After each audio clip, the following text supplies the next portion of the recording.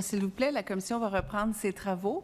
Alors, je souhaite la bienvenue aux représentants de la Confédération des syndicats nationaux. Vous avez 10 minutes pour faire votre présentation et vous présenter, donc 10 minutes au total, et on poursuivra par la suite avec les échanges. Alors, la parole est à vous. Merci beaucoup. Bonjour, je m'appelle Katia Lelièvre, je suis vice-présidente à la CSN et je suis accompagnée aujourd'hui par Julien Laflamme, qui est conseiller politique, ainsi que Marie-Hélène Bonin, qui est conseillère à la recherche spécialisée en immigration. C'est un plaisir pour nous de pouvoir venir vous porter le point de vue de la CSN dans la consultation d'aujourd'hui. La CSN est une centrale syndicale qui représente 330 000 travailleurs de tous les secteurs d'activité au Québec. On représente des milliers de personnes immigrantes, dont beaucoup de travailleurs étrangers temporaires. Nous sommes bien à même de constater les problèmes vécus par nos membres à plusieurs niveaux, soit la santé-sécurité, la connaissance des droits, la communication, l'inclusion, la représentation syndicale et l'accès aux services, pour ne nommer que ceux-là. Les défis se sont multipliés au cours des dernières années et de façon plus notable depuis que les règles entourant la main-d'œuvre migrante ont été assouplies. Tout d'abord, pour la CSN, le thème de l'immigration doit être abordé de façon inclusive, humaniste et en ayant une vision globale. On doit aussi être en concordance avec les valeurs qu'on représente comme CSN, c'est-à-dire la solidarité. Le débat ne peut pas porter uniquement sur des chiffres de la résidence permanente. Dans la planification annuelle, on ne dit pas ce qui arrivera des dizaines et des dizaines de milliers de travailleurs étrangers temporaires et des travailleurs et des immigrants temporaires qui sont déjà ici. Au Québec, il y a plus de ces travailleurs temporaires que dans n'importe quelle autre province canadienne. Ils ne font pas partie de la planification. Contrairement aux étudiants étrangers diplômés, il n'y a aucun scénario dans le cadre de cette consultation-là aujourd'hui pour rendre permanente la résidence de ces travailleurs qui sont pourtant essentiels au Québec.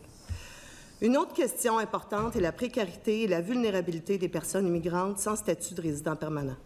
Que ce soit pour les demandeurs d'asile, les travailleurs étrangers temporaires ou les sans-papiers, toutes ces personnes sont actuellement chez nous sans résidence permanente. Plusieurs familles sont séparées de nombreuses années. Les conditions d'admissibilité sont difficiles à remplir, les frais sont importants et les délais sont interminables. Ils demeurent donc dans cette situation extrêmement pénible pendant beaucoup trop longtemps. Comme nous le mentionnons dans nos recommandations sur l'inventaire et les délais d'obtention de la résidence permanente pour la CSN, il est impératif d'améliorer la collaboration avec le fédéral afin de permettre à tous les travailleurs migrants d'accéder à la résidence permanente et d'accélérer le processus de régularisation des personnes sans statut ou à statut précaire. De plus, les frais exigés par les deux gouvernements pour soumettre des demandes de sélection et d'admission représentent une somme considérable pour les bas salariés, les travailleurs étrangers temporaires, sans compter les gages financiers qui sont exigés par le Québec comme preuve de capacité à soutenir sa famille. Dans certains cas, ces montants qui s'additionnent aux frais de transport prennent de nombreuses années à être épargnés. D'ailleurs, de 2015 à 2018, c'est moins de 1 %. En fait, c'est 0,8 % des travailleurs étrangers temporaires qui ont obtenu la résidence permanente. Ça dit tout. La marche est tellement haute qu'elle explique sans doute le peu de succès des programmes pilotes en immigration permanente des préposés aux bénéficiaires et des travailleurs en agroalimentaire, deux groupes qui sont représentés par nos syndicats et dont on connaît bien les maigres salaires. Pour nous, le processus doit être rendu plus rapide et accessible financièrement aux candidats à la résidence permanente. Au niveau des besoins du marché du travail, la CSN a de nombreuses et importantes préoccupations, comme vous pourrez le constater dans nos recommandations sur l'orientation 7 du cahier de consultation. Les permis fermés des travailleurs étrangers temporaires en contraignent plusieurs à subir des conditions de travail qui, je le dirai pour la 4e fois, comme le disait le rapporteur de l'ONU, s'apparentent à de l'esclavagisme moderne. Et si ces conditions-là deviennent insupportables, les travailleurs doivent en faire la preuve, ce qui est loin d'être facile pour obtenir un permis de travailleur vulnérable et tenter de se trouver un autre employeur. Il n'y a aucun Québécois qui vivrait ou n'accepterait de vivre une telle situation. Pour la CSN, le programme des travailleurs étrangers temporaires doit répondre à des besoins temporaires de travail.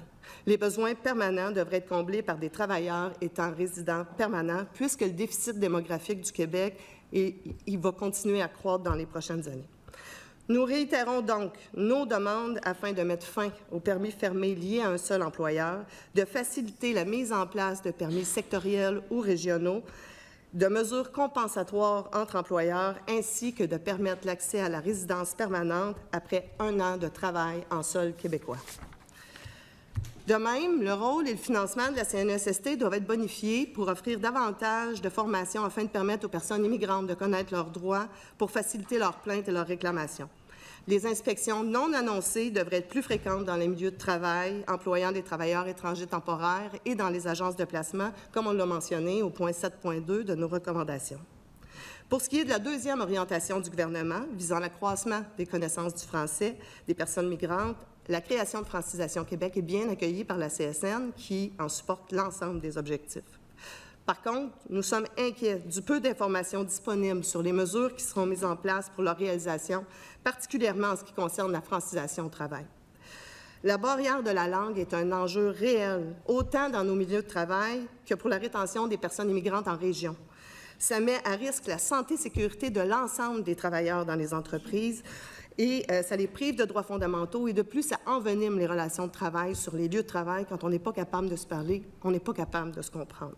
Pour nous, la mise en place de l'organisme Francisation Québec et l'offre à venir en entreprise devraient se faire en collaboration avec les milieux de travail, qu'ils soient publics ou privés, tout en incluant tous les acteurs, y compris les syndicats. Le processus d'approbation des études d'impact sur le marché du travail et les certificats d'acceptation du Québec devraient être rendus conditionnels à un engagement de la part des employeurs à assurer la francisation des travailleurs étrangers temporaires en milieu de travail sans perte de salaire pendant les heures de travail s'ils recrutent des travailleurs à l'étranger et qu'ils ne sont pas francophones. Je le disais plus tôt, pour la CSN, l'immigration devrait être réfléchie de façon globale. À ce titre, nous croyons que l'ensemble des partenaires du marché du travail doivent pouvoir compter sur un appui gouvernemental. Les syndicats et d'autres organisations offrent des activités de formation, de soutien et de conseil psychosocial visant une meilleure intégration dans les milieux de travail. Le secteur communautaire est extrêmement sollicité, autant par les entreprises que par les travailleurs immigrants. Le financement de certains de ces organismes-là est famélique malgré l'explosion des besoins, et ce, dans toutes les régions du Québec. Les conditions de travail et d'exercice sont souvent difficiles et les moyens financiers ont un impact majeur sur la rétention de main-d'œuvre dans ces organismes-là. Donc, ils doivent être financés de façon adéquate pour répondre aux immenses besoins de la population afin de favoriser l'intégration dans les milieux de vie. Leur financement doit être haussé, comme je viens de le dire, et accordé à la mission. C'est important, ça aussi. Pour ce qui est de l'orientation 9 du gouvernement, soit la régionalisation de l'immigration, nous croyons aussi que ce défi doit être pris dans sa globalité avec l'ensemble des acteurs locaux. L'accès au logement est un enjeu important. Il faut éviter de faire des développements immobiliers spécifiquement pour les personnes immigrantes. L'histoire nous démontre que la ghettoisation de l'immigration est une erreur. L'exemple de la France et de nos voisins du Sud nous montre que ça amène des clivages culturels importants et des problèmes sociaux majeurs. La clé de la réussite de l'intégration des nouveaux immigrants, c'est la mixité sociale. Le gouvernement, avec les acteurs régionaux et municipaux, doit adopter une vision à long terme basée sur l'évolution démographique et les besoins d'habitation des différentes régions du Québec. Il faut favoriser l'émergence d'un marché résidentiel non spéculatif. De même, il faut accroître l'accès aux services de proximité aux personnes migrantes et leurs familles, tels que l'accès aux soins de santé, d'éducation, de formation, de francisation, les services de garde éducatifs, le transport, etc. Et ça aussi, ça doit se faire en concertation avec les acteurs régionaux. En conclusion, il est évident que les besoins démographiques et les besoins de main-d'œuvre ne sont pas prêts de diminuer au Québec. Nous devons, comme société, s'attaquer au défi de prendre soin des personnes immigrantes, c'est-à-dire de les accueillir convenablement, respectueusement et dignement. Il est évident que le Québec devra en accueillir plus, mais faisons-le bien en respectant nos engagements humanitaires et internationaux. Une grande proportion de la population ne connaît pas les conditions de travail et les conditions de vie souvent exécrables dans lesquelles sont condamnées ces personnes migrantes. Elles ont le courage de se déraciner. Elles ont la volonté d'améliorer leur sort et prennent l'initiative de changer leur vie. Ces personnes méritent de trouver au Québec une terre d'accueil à la hauteur de nos valeurs et nos valeurs qui sont d'équité et de justice sociale. On s'est battu longtemps pour cette justice sociale-là. Nous devons reconnaître leur rapport important dans notre économie et essentiel à l'ensemble de la société. Puis on l'a bien vu pendant la pandémie à quel point ils étaient essentiels, ces travailleurs-là. L'heure est à l'ouverture de part et d'autre. Le peuple québécois est riche de ses valeurs, généreux et solidaire, comme il l'a de nombreuses fois montré en ouvrant ses portes à des populations qui vivaient des drames dans leur pays d'origine. Il serait temps que ça transparaisse de nouveau dans notre façon d'accueillir les immigrants. Merci. Merci beaucoup. Alors, je vais maintenant céder la parole à la ministre de l'Immigration, de la francisation et de l'Intégration pour 16 minutes 30 pour votre groupe parlementaire. Merci, Madame la Présidente. Alors, merci à vous pour prendre part à cet exercice-là, fort important, un exercice démocratique sur un sujet qui capte beaucoup l'attention au niveau collectif, comme on le sait. Alors, d'une part, je voulais réagir à certains de vos propos là, où vous disiez qu'il était très difficile, voire inaccessible là, pour des gens avec des compétences plus manuelles, plus, intermédiaires, d'accéder à la résidence permanente. Et pour nous, c'était effectivement un enjeu également. Alors, c'est pour ça qu'on a présenté au printemps dernier la réforme des programmes d'immigration permanente, réforme dans laquelle, en fait, on crée une passerelle qui permettra à des gens qui ont des compétences plus manuelles d'accéder à la résidence permanente parce qu'on en fera un volet entier là, du programme de sélection des travailleurs qualifiés. C'est le programme qui remplacera le programme régulier des travailleurs qualifiés. Alors, pour vous dire qu'on est en action sur cette dimension-là, parce qu'effectivement, il y a beaucoup de besoins au Québec pour ce type d'expérience, d'expertise. Et je crois que du côté des travailleurs étrangers, bien, il y avait beaucoup à offrir. Donc, en créant cette passerelle-là, on va se trouver à offrir un nouveau canal d'accès à la résidence permanente pour des travailleurs étrangers temporaires qui voudraient rester au Québec. Je voulais apporter une précision aussi par rapport à un des passages de votre mémoire, là, à la page 13, bas de la page 13, la page 16, non, page 13. Vous mentionnez que le programme pilote d'immigration permanente pour l'intelligence artificielle, technologie de l'information et les effets visuels permet de sélectionner un nombre indéterminé de personnes non francophones. Donc, je voulais juste mentionner qu'en fait, il y a une enveloppe, en fait, un nombre prédéfini de personnes non francophones qui peuvent être captées par ce programme-là. On parle de 150 personnes maximum de non francophones. Donc, c'est pas un programme qui est sans plafond, comme on pourrait dire. Il y a une part du groupe, la moitié du groupe de 300 qui est francophone et l'autre moitié qui est d'un maximum de 150 personnes pour le volet en francisation. Je voulais vous amener sur la francisation, d'ailleurs. Vous soulignez à la page 10 l'importance de développer l'offre de services d'apprentissage du français en entreprise. On est également de cet avis-là, bien sûr. Mais vous proposez de le faire en collaboration avec tous les acteurs privés et publics, dont les syndicats. Alors, je me demandais quel type de rôle vous souhaiteriez assumer en matière de francisation en entreprise. Jusqu'où irait votre implication dans cette démarche-là?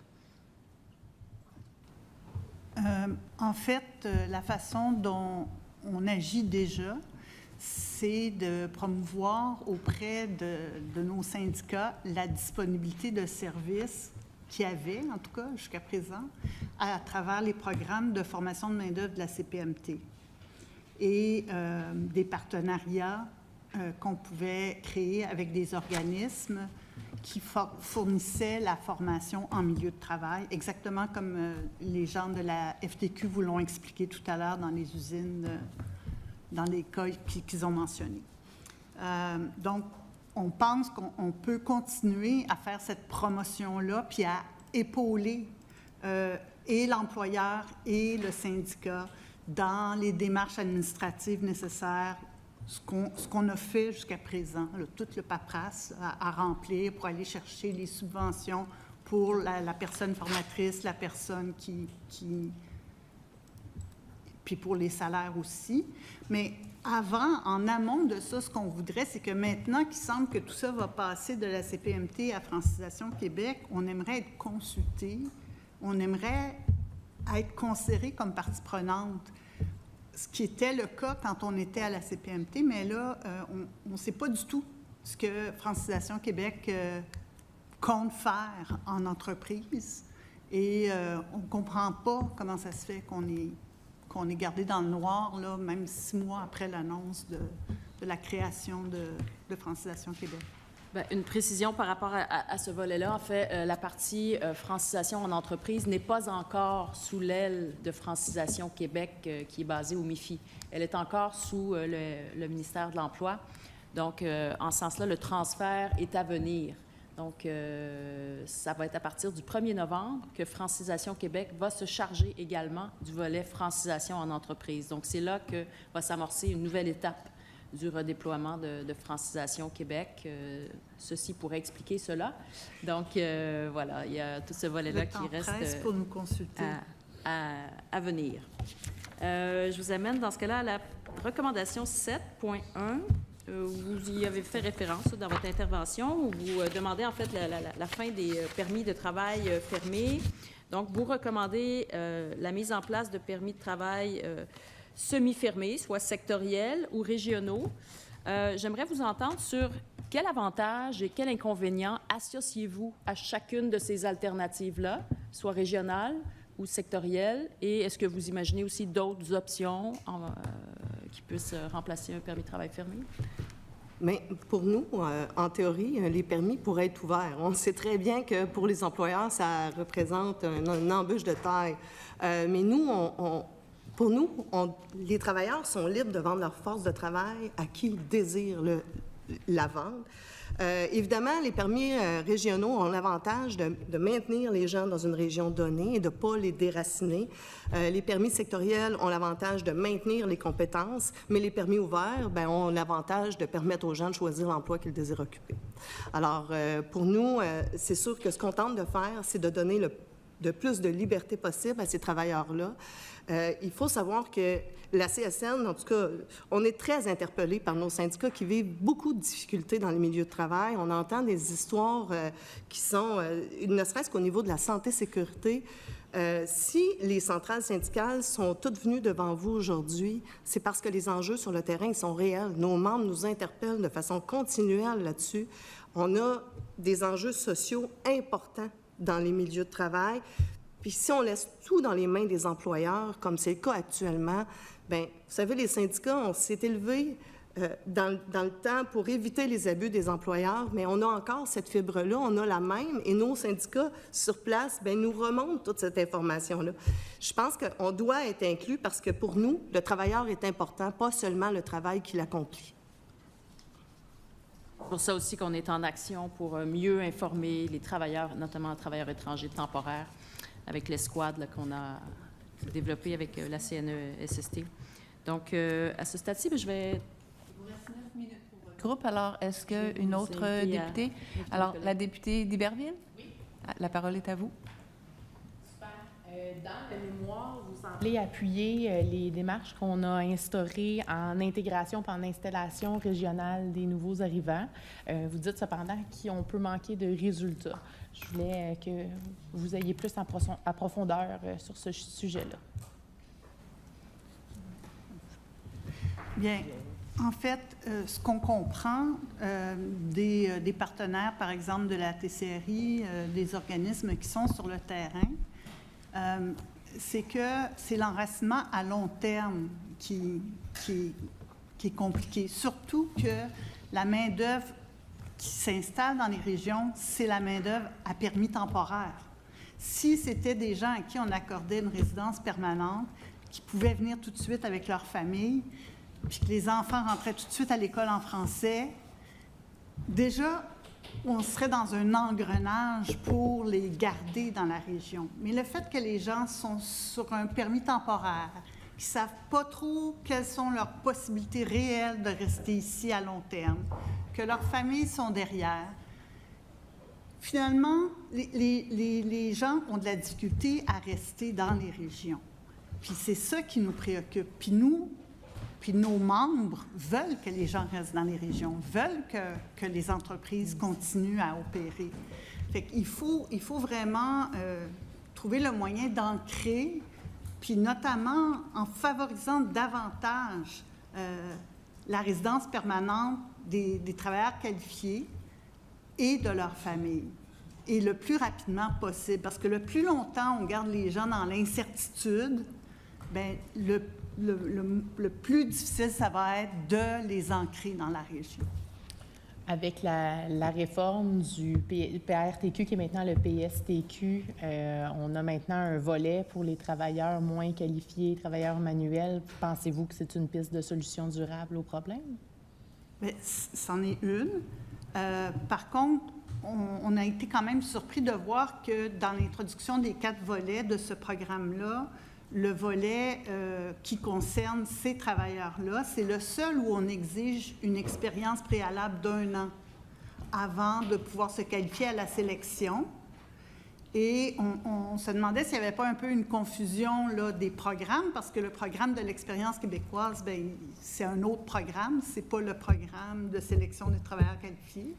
Fait que, on a posé des questions là-dessus, mais sinon, l'idée même d'élargir la sélection aux travailleurs les moins qualifiés, on trouve que c'est un pas en avant important, puis on le reconnaît certainement.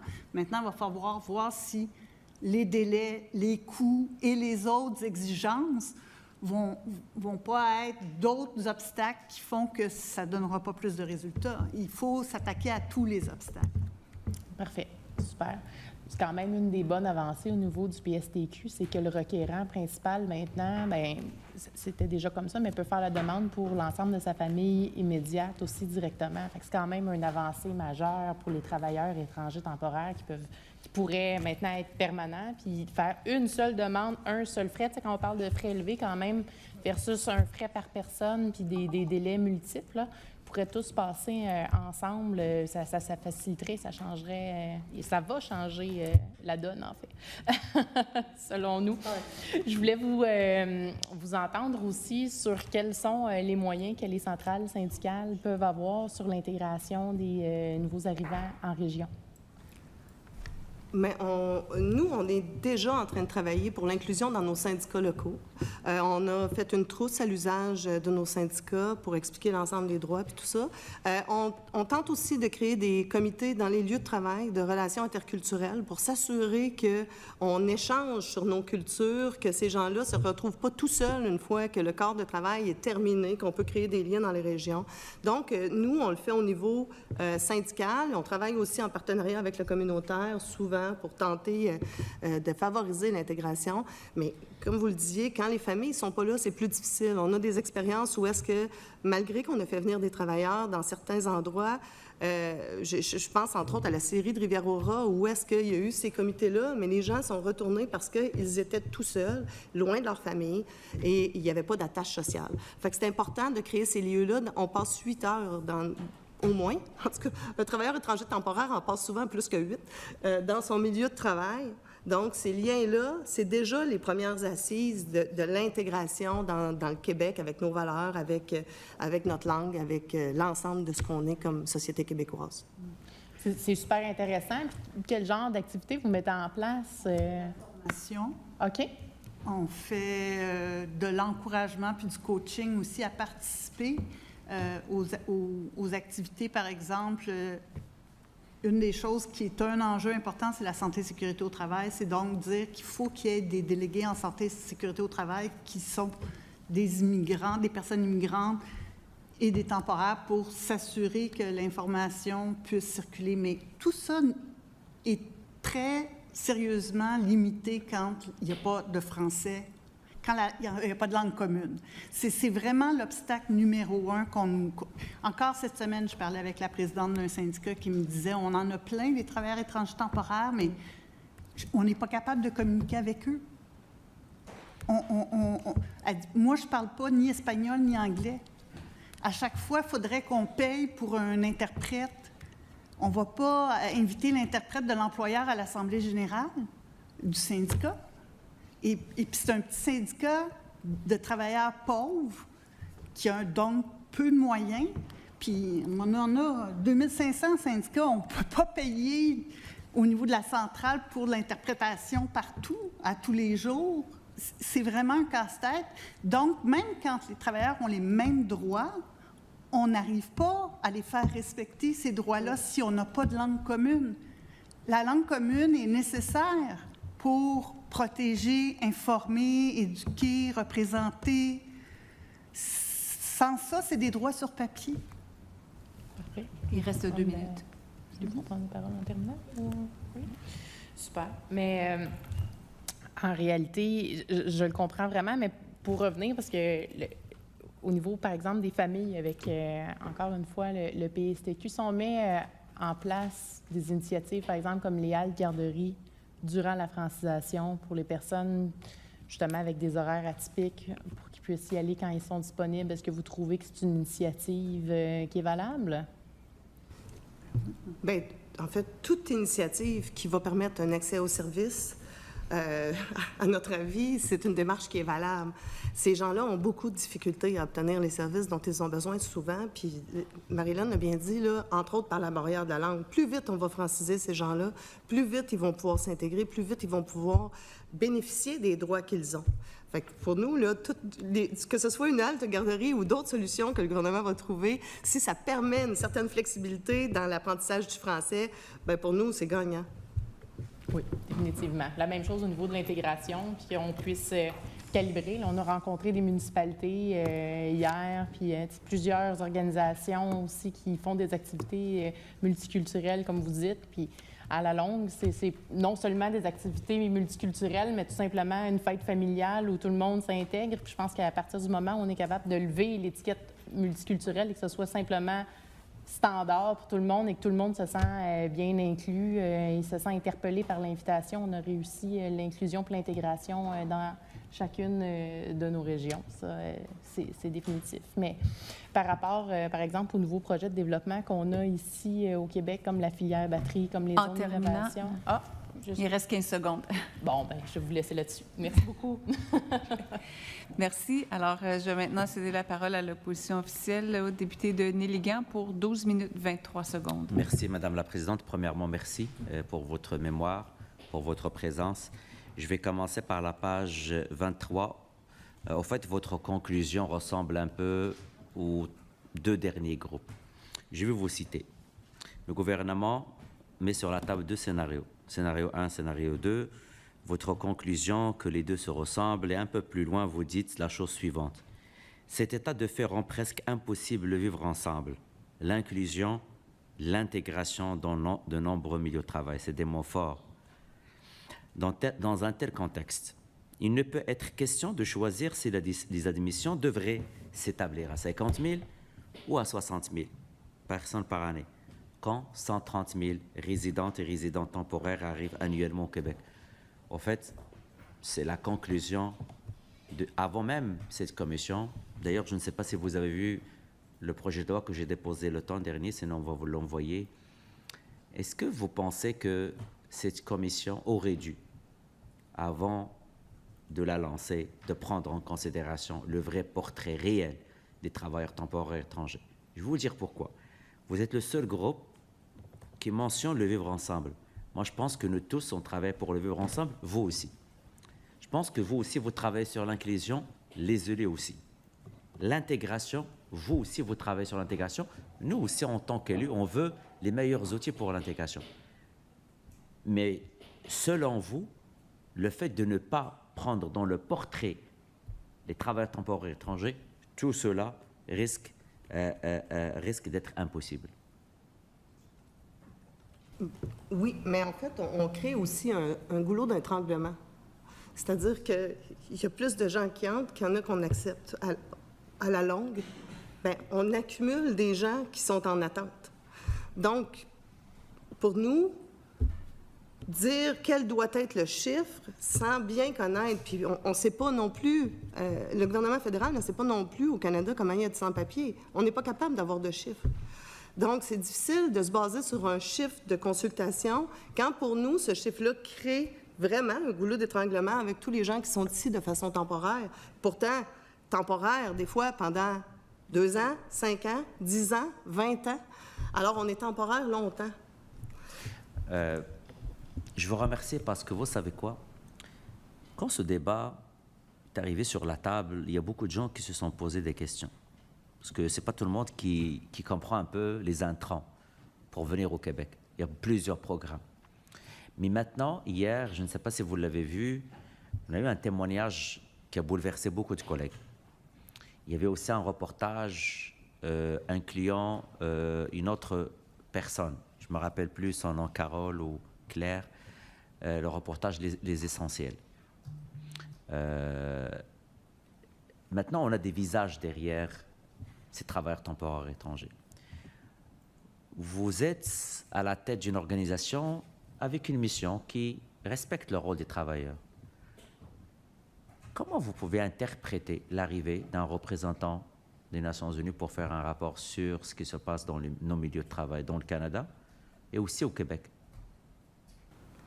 Bien, en fait, nous, quand on a rencontré le rapporteur spécial de l'ONU, on était très contents de pouvoir lui parler parce que ça fait longtemps qu'on décrit la situation en entreprise. Ça fait longtemps qu'on dit on peut pas tolérer au Québec de traiter des gens comme ça. On ne peut pas demander à des gens de venir de l'extérieur nous prêter main forte et de nous aider dans nos milieux de travail, mais les traiter comme des citoyens de seconde zone.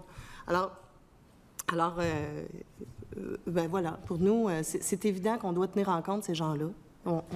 Oui. Pensez-vous que cette commission rate sa cible parce que les deux scénarios qui sont sur la table ne sont pas du tout réalistes ou ne donnent pas le vrai portrait? Je pense que cette commission-là n'est pas pire que les précédentes. À ce niveau-là, ça a toujours eu un focus seulement sur les seuils au niveau de la couverture de presse, les déclarations publiques, le brouhaha. Mais en réalité, ça ne peut pas, on ne peut pas planifier l'immigration au Québec en ne s'occupant que de fixer des seuils qui, soit dit en passant, ne sont pas des plafonds, mais des seuils. Fait que c'est pas... essayez pas de faire dire qu'ils sont pires que les libéraux étaient avant. Avant aussi, on focusait là-dessus. Mais le problème, c'est qu'il faut reconnaître que maintenant, on est dans un contexte où plus que jamais, les résidents temporaires sont maintenant la grande majorité des personnes immigrantes au Québec. Puis ça, c'est une nouvelle réalité qui est le résultat d'un paquet de décisions puis d'un paquet d'acteurs. Et il faut la reconnaître, cette réalité-là, puis il faut composer avec la réalité. Vous avez raison, mais je vais juste ramener une nuance en tout respect. Il n'y avait jamais autant d'immigrants temporaires que maintenant. La preuve, j'étais là à la dernière consultation. Je pense autour de la table, je suis l'un des rares qui a assisté à la dernière consultation. Non, vous, comme intervenant, oui. Non, moi je parle des élus, parce que mon collègue, il était intervenant. Vous étiez là. Je me rappelle, corrige-moi mon cher collègue, on parlait plus de la réforme, la mauvaise réforme du PEC, on parlait de la réduction des seuils, on parlait de déchiqueter des 2000 dossiers. Il n'y avait pas beaucoup de travailleurs temporaires étrangers sur la table, parce que le phénomène commençait, en tout respect, le phénomène commençait. Et le fédéral vient de changer 20 à 30% la présence des travailleurs temporaires étrangers. Donc, oui, mais en tout respect à ce que vous venez de dire, mon but, ce n'est pas de revenir en arrière. Mon but, c'est de regarder le futur. Cette planification, c'est pour les trois prochaines années. Vous êtes là aujourd'hui pour lever un drapeau. Je vous pose la question directe. Vous êtes pour le scénario 1 ou scénario 2. Vous dites dans votre mémoire, écoutez, c'est à l'encontre de l'intégration, de l'inclusion, le vivre ensemble.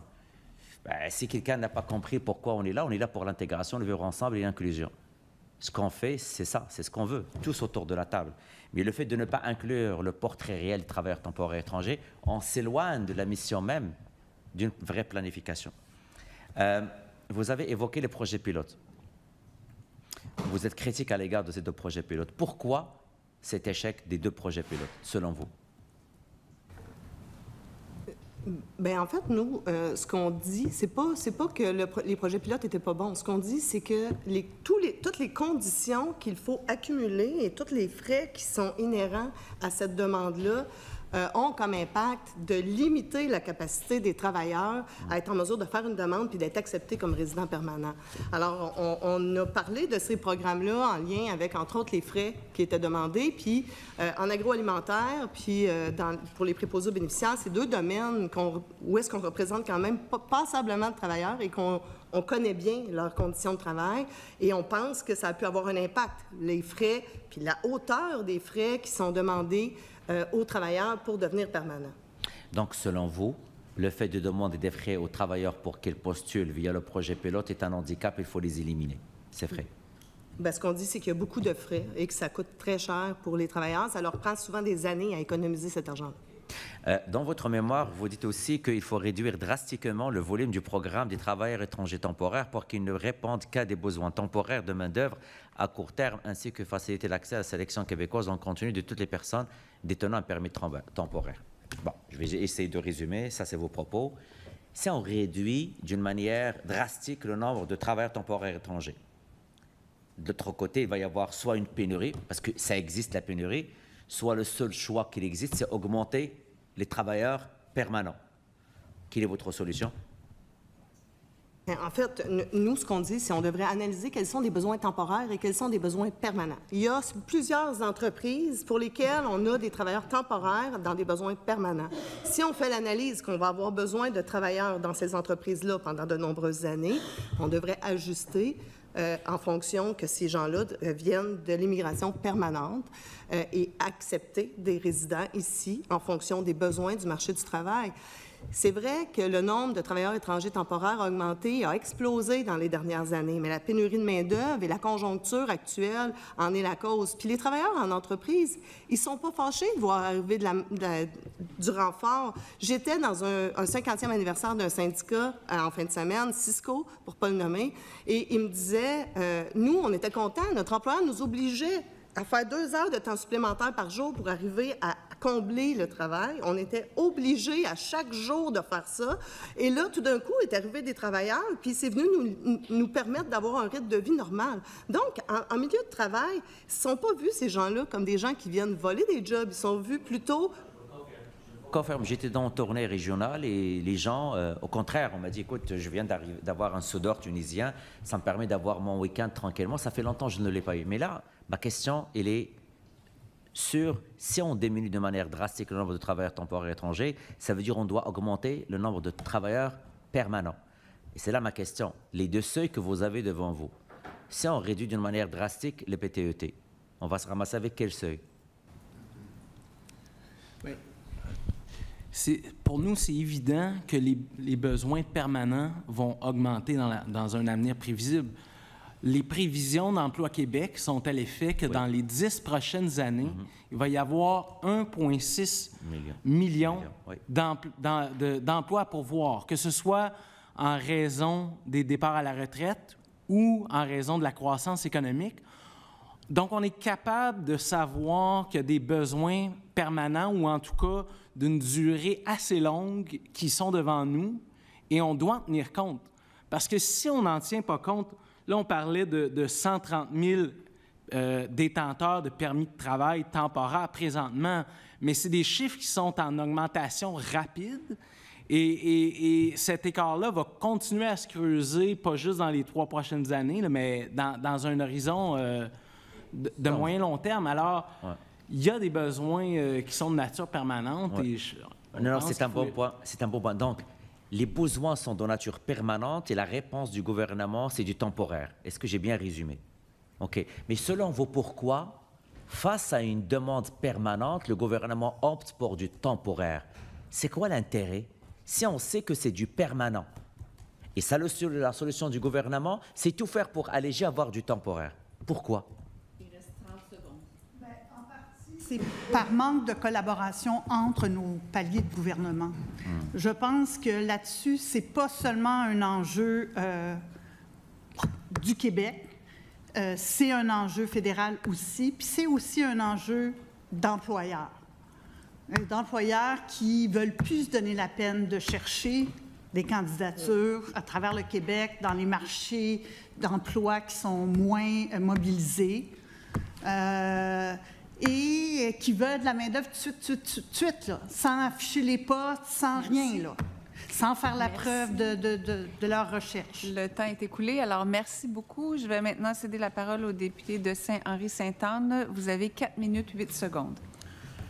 Merci beaucoup pour vos interventions. Je voulais d'abord réagir ou rebondir. La réforme du PSTQ, là, elle ne change rien pour le fait de pouvoir inclure ou pas les familles. Les familles ont toujours pu être incluses dans une demande d'immigration économique et c'est pas ça qui va changer la donne. La question, c'est plutôt comment ça se fait que les familles ne sont pas déjà ici. C'est ça la vraie question. Et les familles devraient déjà être ici avec leur père, leur mère. C'est ça l'enjeu. Et en termes de questions d'inclusion, puis de favoriser l'inclusion, on parlait d'halte-garderie. Moi, je ressouligne que c'est ce gouvernement qui a fait appel du jugement de la Cour supérieure qui accordait l'accès aux garderies subventionnées aux mères demandeurs d'asile et qui va en appel de ça pour contester ce jugement-là. Si ça, c'est pas une mesure anti-inclusion, je me demande qu'est-ce que c'est. Les frais en double, vous en parlez, et je veux qu'on en parle, on n'en parle pas assez. Comment ça se fait qu'on paye IRCC, une personne paye 1 365 $ pour une personne, et qu'aussi le MIFI demande 869 $, donc près de quoi? 2100 quelques pour une personne, alors que tous les immigrants ou tous les futurs immigrants qui se qualifient pour les autres provinces vont payer juste le fédéral, le frais de 1 365. Comment ça se fait que le Québec est désavantagé à ce point-là et que nos candidats payent en double? Ça revient à ce qu'on disait tout à l'heure. Plus de collaboration est nécessaire, clairement, entre nos deux paliers de gouvernement. On devrait avoir une exemption des frais fédéraux si on fait la sélection au Québec, que toutes les démarches administratives sont faites au Québec. Bien, c'est normal qu'on paie les frais au gouvernement du Québec plutôt qu'au gouvernement fédéral, puis on devrait donc être exempté de payer aux deux paliers. Ça, ça nous apparaît évident. Ça, corrigez-moi si je me trompe, c'est la même chose pour les travailleurs, le permis de travail, on paye le CAQ, on paye le permis de travail, on paye les frais de conformité avec l'employeur. C'est la même chose dans tous nos domaines d'immigration, on paye en double. Alors que c'est le Québec qui fait tout le travail de sélection. IRCC ramasse 1300 quelques pour faire finalement une évaluation de base, une évaluation de sécurité médicale, mais aucune évaluation économique de qualification. C'est quand même troublant. Vous avez parlé des 4 volets de la réforme du PSTQ et vous avez parlé que ça générait ou qu'il y avait de l'inconnu. Donc, qu'on se posait beaucoup de questions. Moi, j'en ai aussi des questions. Est-ce que vous savez combien de personnes vont être sélectionnées dans chacun de ces volets-là quand le programme va être en vigueur? Absolument pas. Est-ce que vous savez quelle part chaque catégorie va prendre? Catégorie 1, 25 catégorie... Est-ce que vous savez ça? Non. Non?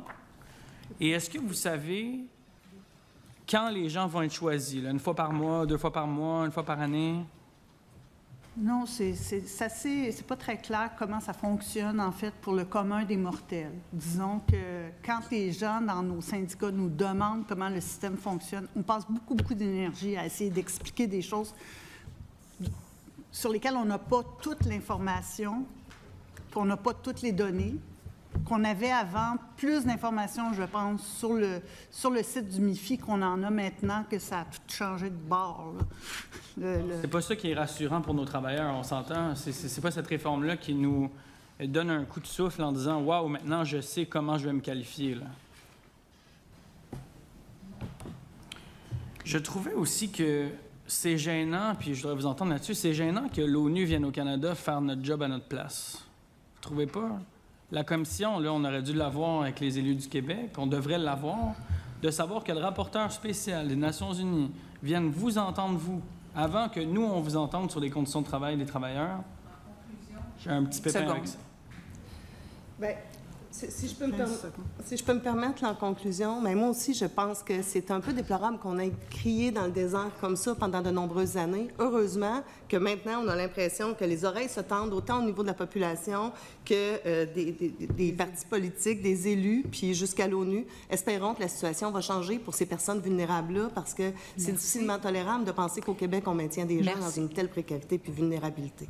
Merci. Merci. Alors, le temps est écoulé. Je vous remercie d'avoir contribué à nos travaux et on va suspendre la séance pour quelques minutes, le temps de faire place au prochain groupe. Merci beaucoup. Merci.